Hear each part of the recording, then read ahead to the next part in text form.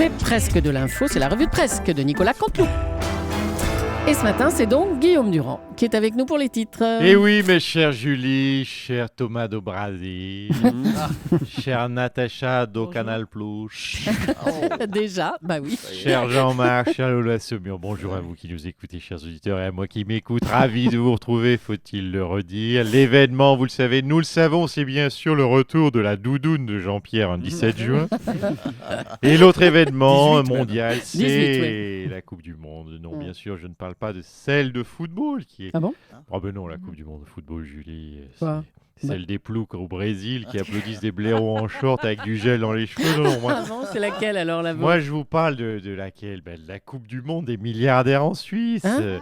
L'Art Basel, la plus grande expo d'art au monde. Et oui. Ah bon? Oui, vous découvrez, je vois que vous êtes plutôt côté plouc, vous. Hein, Merci. non, non, l'Art Basel, donc toutes les grandes fortunes sont là. Bernard Arnault, François Pinault, Bastien Millot. C'est bien. À croire qu'il faut d'ailleurs avoir un nom qui finit en haut pour être milliardaire. Hein. Thomas Soto. Voilà. Ah ben non, ça marche pas. Non, il a la montre orange, pas encore la Rolex. Bref, le monde de l'art et du football se rencontrent rarement et en même temps.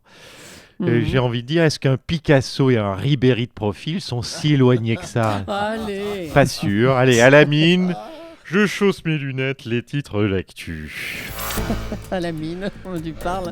Conflits sociaux. D'après la presse, Natacha nous le confirmera, le gouvernement devrait rester ferme avec les cheminots et lâcher du lest avec les intermittents. Alors pourquoi avec les intermittents lâcher du lest? Eh bien, question con, tout simplement parce qu'Anne Gravoin, c'est pas Gabin dans La Bête Humaine, hein. Elle est pas cheminot, que je sache. Elle est violoniste. Donc restez cool les intermittents, ça devrait pas bouger beaucoup pour vous au niveau statut. Irak, les Irakiens demandent des frappes américaines pour combattre les djihadistes qui prônent la charia. Dites donc les Irakiens, faudrait quand même savoir. Un coup vous râlez quand on vous tire dessus et qu'on vous bombarde, un coup vous voulez qu'on vous tire dessus et qu'on vous bombarde. Cela dit, nous on s'en fiche royalement de l'extrémisme en Irak. Nous, on regarde l'équipe de France de football. Bref, on ne met pas, attention Laurent, accrochez-vous, on ne met pas la charia avant les bleus. Oh non. Oh là là, Guillaume, pas Thomas, vous. elle est pas mal ça, Thomas, franchement. 3h10 du matin, une trouvaille. La charia dans les bleus, je la redis parce que peut-être certains auditeurs sont passés à travers. Vous pouvez faire une hola dans le studio. Hein. Ouais, bien sûr. Voilà, très bien. Voilà.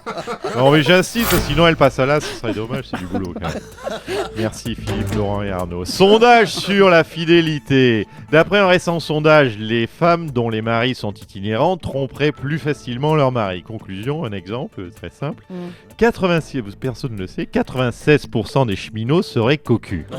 Mais c'est quoi ça, enfin? Bah, qu'est-ce que vous racontez? Non, bah écoutez, c'est pas un vrai sondage, mais comme ils emmerdent le monde en ce moment, on fait un petit peu pareil, quoi. Voilà, c'est le jeu, ma pauvre Lucette. Petite vengeance alors, Petite oui, d'accord. vengeance. Allez, scoop, Michael Schumacher va livrer une interview. Ah, oui, sans blague. au magazine Pomme d'Api, oui. Ah oui, mais pour l'instant, il a le niveau d'un enfant de 2 ans. Oh, allez. Oui, c'est vrai qu'elle est un petit peu sévère. Oh là là. Comme je dis souvent, petite sortie de piste. Oui, ça. Consolation, Franck Ribéry, qui n'est pas du voyage au Brésil, vient de réserver ses vacances. Il partira, attention Laurent, accrochez-vous, mon cher Thomas, Jean-Marc, il partira à Salvador de Zaya. Ah, pas mal, remarquez. Pas sûr Ça, qu'il c'est- emmène sa femme, Julie. À vous, jolie Julie. Ah, joli, c'est Jean-Marc. Attention. Hein. C'est déposé. Merci Guillaume. Festival de jeux de mots. ça. La situation est donc confuse en Irak, où les djihadistes ont conquis la ville de Mossoul dans une espèce d'indifférence de la communauté internationale qui a les yeux tournés vers le Brésil. Alexandre Adler va tenter de nous éclairer sur la situation en Irak. Bonjour Bruce. et ils sont où les djihadistes? Et un, et deux, et trois attentats. Mais qu'est-ce qui vous arrive, Alexandre? Enfin, c'est quoi ça? Eh bien, je m'adapte, Bruce. On va pas se mentir ce matin, Bruce. Déjà, c'est vrai qu'en temps normal, les sujets n'intéressent pas grand monde, mais là, en période de Coupe du Monde de football, que pèse aujourd'hui la prise de Tikrit par les combattants de l'État islamique et l'avenir de la nouvelle frontière ouest du Kurdistan irakien face à un match Brésil-Mexique? Pas grand-chose, mon cher Bruce. C'est vrai que c'est pas simple de rivaliser. Mais vous aimez le foot, Alexandre Adler? Hein? Oui, Bruce. J'ai un physique d'avant-centre, mais j'ai surtout depuis tout petit une passion pour les panini. Ah, les vignettes Panini, bah oui. Non, les sandwichs écrasés. Les sandwichs écrasés, bah... Surtout ceux à l'huile et aux 4 fromages, que je cache sous ma cravate trop longue. Je vais vous faire une confidence, mon cher Bruce. Je n'ai jamais pu finir ma collection de panini, je les mange à chaque fois. Au revoir, Bruce. Oh là là. Est-ce qu'on peut dire à Alexandre Adler que Bruce Toussaint ne présente plus la matinale? Allez, autre chose. Ça n'en finit plus. La grève est reconduite pour aujourd'hui. Le président de la République est avec nous pour parler de cette grève à la SNCF. Bonjour, monsieur Hollande. Et allez, 8e jour de grève, une semaine de bouclé. Ils sont relous, les cheminots. Vous êtes inquiet, monsieur Hollande? Oui, j'ai bientôt mes vacances à Briançon, vous le savez. Ah bon? Je vais quand même pas faire l'Élysée-Briançon en scooter 50 avec ma juju derrière. Vous, c'est une chose, mais enfin, les Parisiens, eux, sont à bout de nerfs, franchement. On va écouter, à bout de nerfs. Pour un Parisien, être à bout de nerfs, c'est son état naturel à l'année. Hein. C'est pas Là, faux, après, c'est vrai. Là, après une semaine de grève, le Parisien devient un serial killer en puissance. On a 10 millions de serial killers en Ile-de-France. Mais en fait, on ne comprend pas grand-chose à cette grève, monsieur Hollande. Vous pouvez nous expliquer? Mais moi non plus. Je ne comprends plus. Je crois que c'est à cause de la REFORME. Pourquoi vous appelez le mot, monsieur Hollande? Je fais comme les enfants. Dès qu'ils entendent le mot réforme, les cheminots s'énervent. Donc c'est... La SNCF vous informe que le gouvernement ayant prononcé le mot réforme, la grève est prolongée de 24 heures. C'est Allez, bravo, bien joué, même Julie. Vous m'avez fait dire le mot interdit, bravo. Très malin de votre part. Les Français vous disent merci. Écoutez, voilà, c'est comme ça. Merci, monsieur Hollande. Oui. Allez, on va demander directement à Guillaume Pépi, le PDG de la SNCF, les raisons de cette grève qui se prolonge. Bonjour, monsieur Pépi. Oui, bonjour. Alors, pourquoi la grève continue-t-elle? On ne lâche rien. On lâche rien, on durcit le mouvement, on continue, on lâche rien, on continue, on lâche rien. Oui, mais pourquoi vous faites grève? Parce qu'on lâche rien. On continue la grève. On ira au bout. On n'ira pas loin si on monte dans un de nos trains vu qu'ils sont à l'arrêt, mais on ira au bout. Mais enfin, la raison pour laquelle vous faites grève à la base à la SNCF? Eh bien ça, c'est une bonne putain de question. Jean-Claude, pourquoi qu'on fait grève? Pose-moi cette bouteille de Ricard, écoute RMC Info, on est sur Europe 1. Bon, visiblement, les gars s'en rappellent plus. Faut dire qu'il y a 24 apéros depuis la décision de faire grève. On se rappelle plus, mais on avait une bonne raison. C'est peut-être à cause de la réforme. Ah voilà, c'est la réforme. On veut pas de la réforme, on n'en veut pas. La SNCF vous informe que Julie ayant prononcé le mot réforme, la grève est prolongée de 48 heures. Non. Bravo, bien ouais, je m'amuse. Tous les deux, un point partout et la grève... écoutez...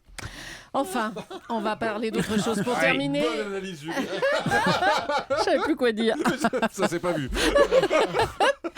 Je voudrais vous y voir, moi, justement. Tiens, Jean-Marc. Allez, l'événement littéraire. La répartie fait grève.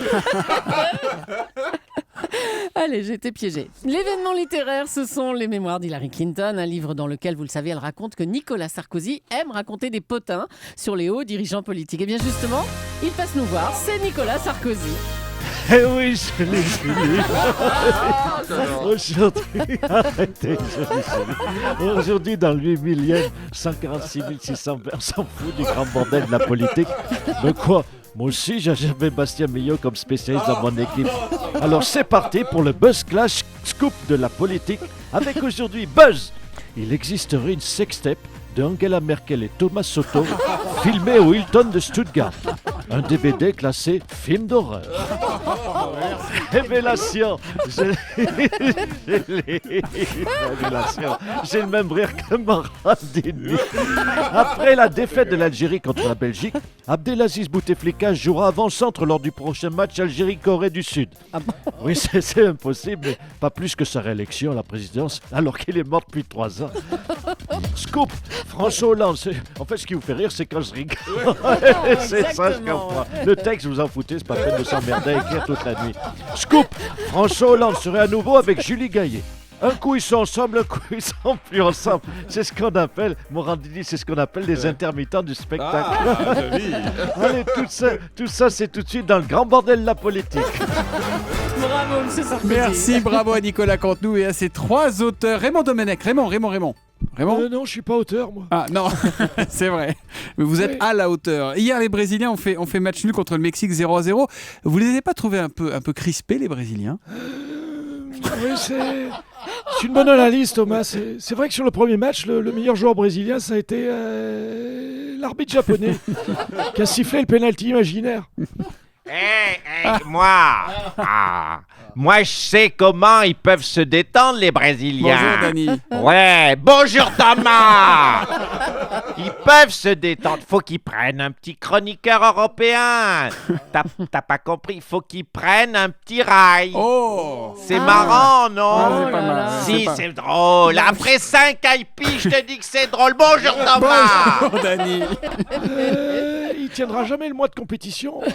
On va vous le rapatrier sanitaire, Adèle. Ouais, on va le récupérer. Merci en tout cas. Et bravo. Bonjour Dani. Et bravo à Nicolas Canteloup qu'on retrouve demain en direct juste avant 9h moins le quart sur Europe 1. Ah, il y a trop de bonjour. Bonjour Thomas, bonjour Bruce. Allez.